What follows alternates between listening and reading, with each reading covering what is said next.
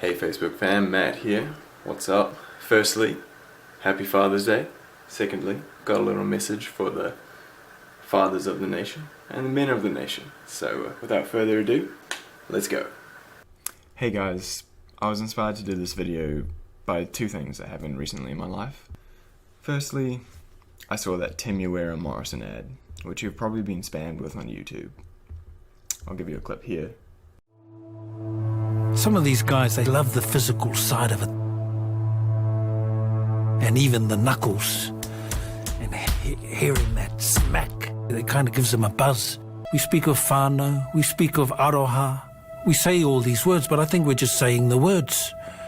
Secondly, by the news that my dad is back in prison. I started off, thought I'd make like a Prince EA style video like this.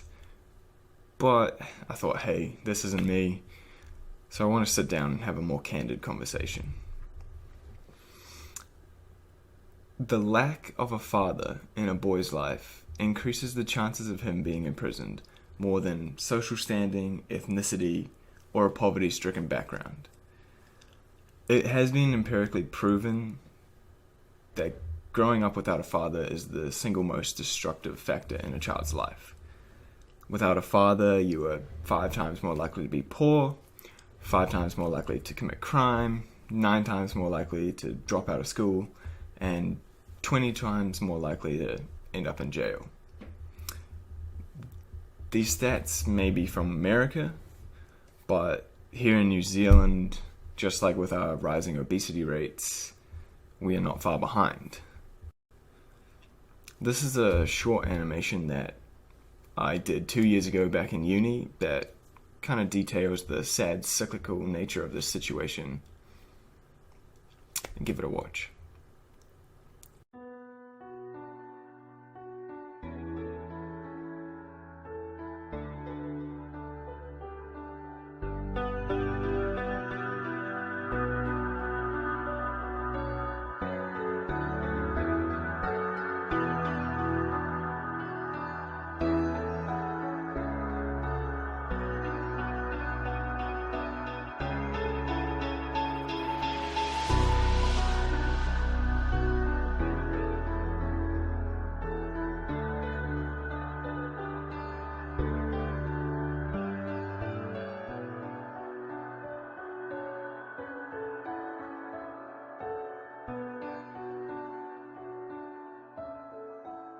Now, we can blame this exodus of fathers on a multitude of things, just as you can with any social issue that we face today.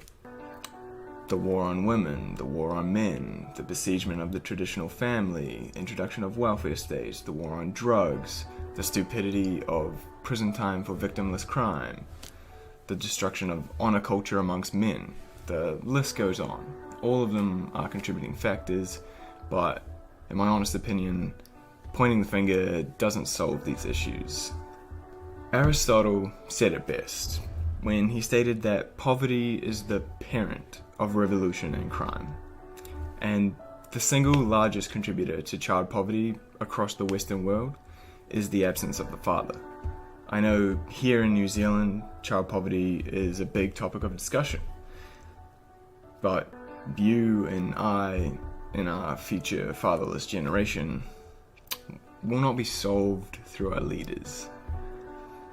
I don't know how we can remedy this. I would be foolish to think that I have any answers at all. But I do believe it needs to be a topic of conversation. With our birth rates declining, increasing national debt, and aging population on top of the welfare states that we've created, we have already massively crippled our future generations financially. This issue, shouldn't it be on the forefront of our leaders' minds? To be honest, I think it's foolish to rely on our governments to solve this. They do not care for your family or your future.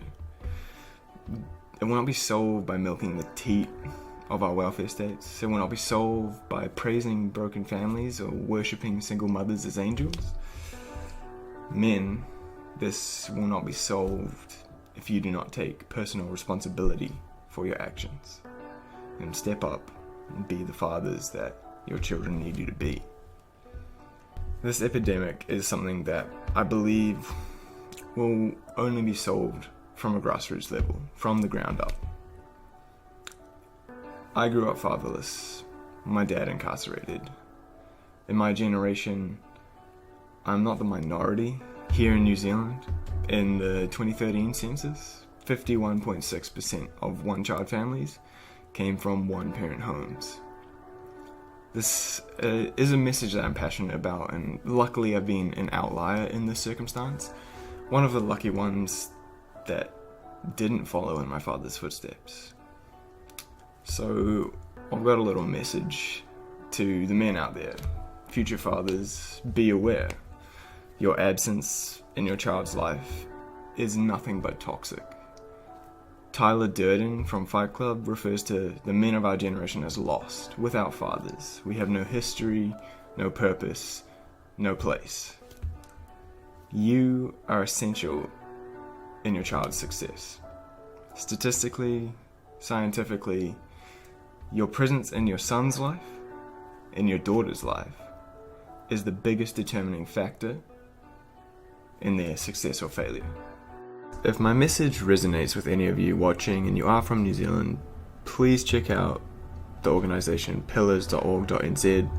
They are an organisation which supports families of prisoners in a variety of ways. You can help out by making a small donation or maybe even signing up to be a child's mentor. Their founder, Werner, has a touching TEDx presentation called The Invisible Children. It's up on YouTube. You can check that out too. Hey guys, so to those of you who share this experience with me, if it does resonate with you, I have a short message, and that is that there are no victims in life, only volunteers.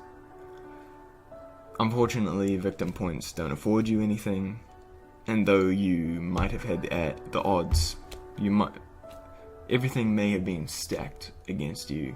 Your destiny does not have to be another statistic. Not to get into a motivational spiel or anything, but our challenges are not our own. Everyone goes through their own trials. You get through your struggles to show others that they too can overcome their own. I just want to leave you with a Burton Buckley quote from his poem, The Will to Win. If dogged and grim you besieged and beset it, you'll get it. Danke schön.